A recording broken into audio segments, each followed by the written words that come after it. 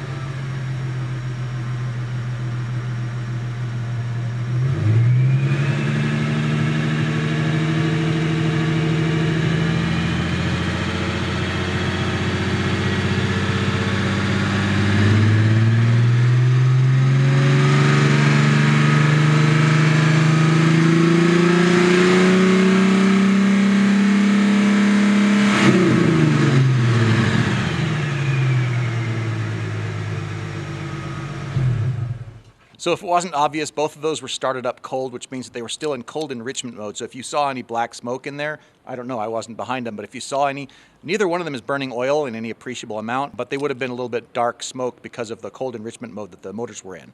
Also, they wouldn't have necessarily idled down to their final idle RPM for pretty much the same reason.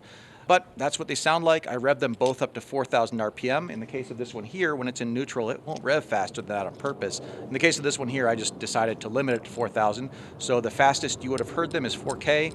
And then, of course, 2,000 and 3,000, I had a hard time holding them steady in both of those cases. And that FedEx plane wants to tell us all about the exhaust sound it makes.